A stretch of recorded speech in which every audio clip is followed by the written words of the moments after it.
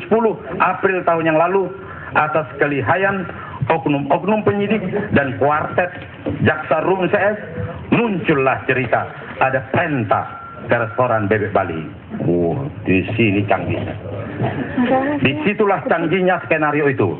Emir Mus sendiri membantah tidak pernah dilaporkan hal tersebut. Pranamono Anom yang hadir dalam pertemuan di Bunga Rampai juga bersaksi mengatakan tidak pernah mendengar itu.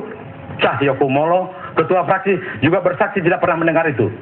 Jika dicermati dokumen dari BAP Saudara Dudi pada tahun yang lalu, cerita perintah Bebek Bali itu tidak ada. Sayang saya tidak bawa dokumennya itu. Ada dari BAP-nya itu tidak ada. Dan saya pun tidak pernah diperiksa di KPK untuk konfirmasi terhadap saya mengenai soal Bebek Bali itu. Hebat nggak? Inilah bagian yang saya laporkan ke Badan Pengawasan Mahkamah Agung. Dan Ketua Mahkamah Agung Bapak Arifin Tumpa mengatakan putusan terhadap terpidana Dudi tidak dapat menjadi dasar satu-satunya untuk menjadikan pihak-pihak lainnya yang disebutkan dalam putusan dimaksud sebagai tersangka. Ini Ketua Mahkamah Agung loh, Pak Jaksa. Peringatan yang bijaksana dari Ketua Mahkamah Agung ini tidak digubris oleh kuartet jaksa ini. Malah copy paste dari vonis putusan Dudi itu dicantumkan dalam surat dakwaan oknum jaksa penuntut ini terhadap saya. Jadi kalau kita perhatikan putusan ini, dakwaannya copy paste koordinator pemenangan, terima travel check 1,4 miliar dan sebagainya. Kebohongan-kebohongan yang baru lagi dibangun dalam kesaksian mengenai perintah restoran Bali.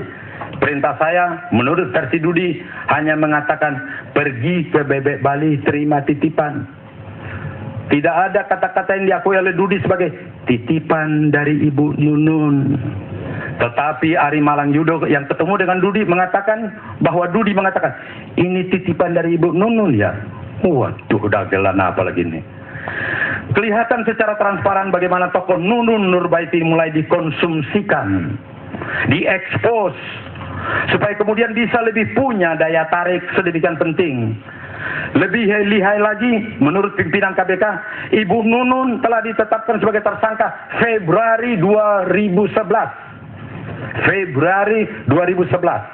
Rakyat sudah terlena dan biasa disebut publik dan terpukau dengan kata-kata kalau sudah jadi tersangka, bahwa itu pasti tersangka itu koruptor dan pasti harus dipenjarakan. Sekarang Nunun masyarakat akan sudah mempercayai itu sebagai fakta. Akhirnya trial by public and media atau trial by the press bisa membuat proses peradilan tidak adil dan membuat KPK bisa makin melenceng dari tujuan awalnya. Di sini peluang ini pimpinan KPK melihat dengan cermat. Nunun Nurbaiti yang dicekal bulan Februari tidak dibocorkan informasi itu ke pers. Ditunggu dulu sampai 2 bulan. Maret diamkan, April diamkan, Mei, dan ditunggu 2 bulan lebih, disimpan, dipendam informasi itu. Baru pada hari tanggal 23 Mei ada pentas yang mahal dan menarik. Apa itu? Rapat kerja dengan Komisi 3 dengan KPK. Ketua KPK Busro Mukodas meledakkan informasi itu. Kenapa? Pentas lebih tepat diekspos ya di Komisi 3. Kebetulan suaminya Adam Doro Jatun ada di Komisi 3. Suaminya Nunun Nurbaiti anggota Komisi 3. Kalau ada dia di situ, syukur pada saat itu. Kita permalukan dia. Tidak ada juga syukur. Karena habis nanti kita laporkan, dia akan dikejar-kejar wartawan ke kantornya, ke rumahnya. Saya baru bisa memahami bagaimana suaminya Adam Doro Jatun emosi menghadap kasarnya rekayasa seperti ini. Tadi Wakil Ketua Komisi 3 Saudara Fahri Hamzah datang, sayang dia tidak bisa tunggu, dia ceritakan ke saya, waktu bukan Busro Nunun Nurbaiti jadi tersangka, bagaimana ceritanya? Wah, surprise, dia bilang, saya akan beritahukan satu persidangan ini dengan jelas Dudi mengatakan tidak ada ucapan seperti itu yang mengenai diundangkan. Tetapi Ari Malang Yudo dalam kesaksian mengatakan itulah yang diucapkan oleh saudara Dudi. Apa implikasi dari perdebatan ini? Muncul begitu penting peranan dari Gus Nur. Karena itu kembali lagi kami meminta Hamka Yandu untuk dihadir bersaksi. Karena dia yang melakukan hubungan intensif dengan Ari Malang Yudo. Karena itu kembali lagi kami meminta Hamka Yandu untuk dihadir bersaksi. Karena dia yang melakukan hubungan intensif dengan Ari Malang Yudo. Dari uraian yang telah kami ungkapkan di atas, karena cocok dengan skenario KPK, menjadi kata-kata yang sakti. Walaupun hanya dia seorang diri saja yang tahu kebenaran soal perintah restoran Bebek Bali, tanpa ada saksi lain yang mengetahui. Emir Mus sendiri dalam kesaksiannya mengatakan tidak pernah dihubungi Dudi, yang menginformasikan bahwa Dudi telah menerima travel check dari Panda, sebagaimana diungkapkan Dudi dalam kesaksian. Namun bantahan Emir itu tidak ada pengaruhnya sama sekali, karena pernyataan Dudi dianggap lebih sakti. Dudi seakan-akan menjadi jimat di KPK. Bahwa dari dalam persidangan tidak terbukti sama sekali, itu tidak penting. Bahwa kemudian beberapa saksi baik Ari Malang Yudo yang satu kantor dengan Nunun Nurbaiti, maupun dari pengakuan Emir Muiz yang tidak pernah mendengar laporan bahwa Dudi telah saya perintahkan atau kemudian supaya datang untuk membagi-bagi travel check, itu tidak penting.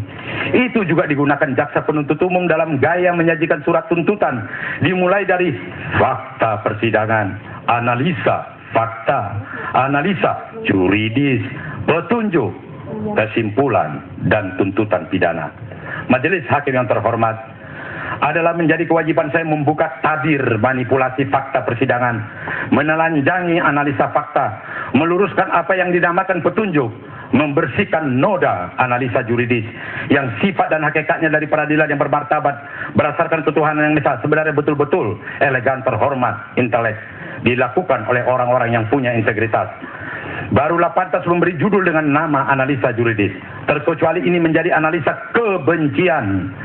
Kemudian setelah itu adalah kesimpulan, bagaimana menyelamatkan kesimpulan dari kesimpulan yang sesat. Kemudian habis kesimpulan cara berpikir jaksa ini adalah tuntutan pidana, bagaimana memasukkan tuntutan pidana itu dalam ruang yang transparan, akuarium kebenaran, keadilan untuk satu pembelajaran yang pahit. Dari fakta-fakta persidangan yang diungkapkan akan terlihat jelas bagaimana fakta persidangan ini diabaikan. Mungkin ada pikiran yang menggoda atas pengabaian ini. Loh, hakim yang 5 itu kan bukan hakim yang tidak cermat. Mereka bukan hakim yang tidak melihat secara sesama jalannya peradilan itu. Saya sempat dibisiki oleh seorang teman yang sebenarnya peringatan ini buat saya tidak punya pengaruh, bahwa setelah Hakim Sarifuddin Umar, Hakim Pengadilan Negeri Jakarta Pusat ditangkap oleh KPK, banyak yang berkomentar, lihat nanti hakim-hakim pengadilan tipikor itu akan juga ikut ketakutan, dan mereka nanti akan patuh dengan apa kehendak oknum KPK dan apa yang menjadi skenario dari jaksa penuntut umum KPK. Lihat nanti. Ada berita soal cerita ketakutan hakim-hakim ini di harian Sinar Harapan, edisi Jumat 10 Juni, halaman 1, dengan judul Tiarap setelah penghuni R302 tertangkap.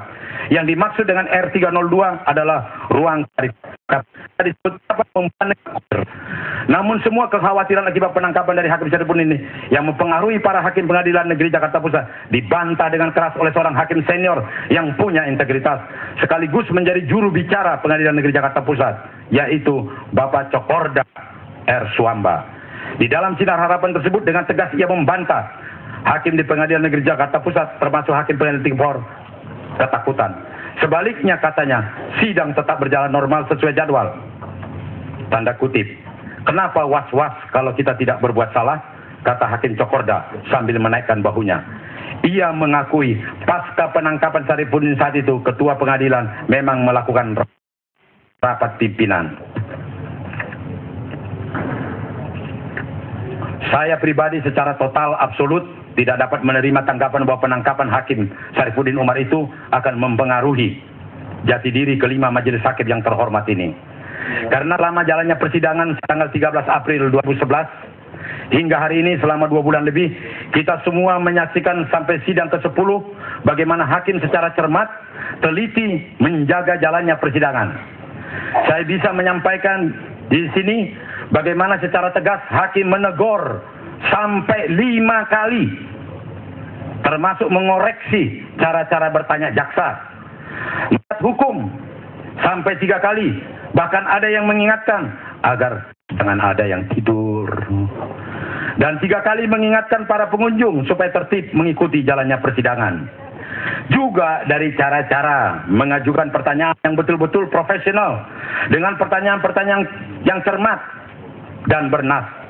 Saya percaya, saya yakin, saya ainul yakin, bahkan hakul yakin, kelima hakim majelis ini akan mengambil keputusan yang benar, betul-betul berkualitas dan bermartabat dengan menjunjung moralitas yang tinggi sesuai dengan ketuhanan yang Maha Esa, sesuai dengan hati nurani, logika hukum yang diambil dengan cerdas berdasarkan fakta-fakta di persidangan, bukan fakta-fakta yang dimanipulasi oleh jaksa, dan berdasarkan bukti di persidangan, berdasarkan kenyataan yang betul-betul terungkap dalam persidangan. Saya percaya moralitas dari satu keputusan berdasarkan ketuhanan yang Maha Esa itu dalam totalitasnya, dalamnya tersirat kejujuran, ketulusan, yang juga beretika, bermoral dalam mengambil keputusannya. Adapun risikonya dalam persidangan ini, saya harus berani mengambilnya. Seberat apapun risiko itu, kami harus break sejenak, pemirsa. Saat lagi Breaking News masih akan kembali dengan persidangan atau bacaan pledoi dari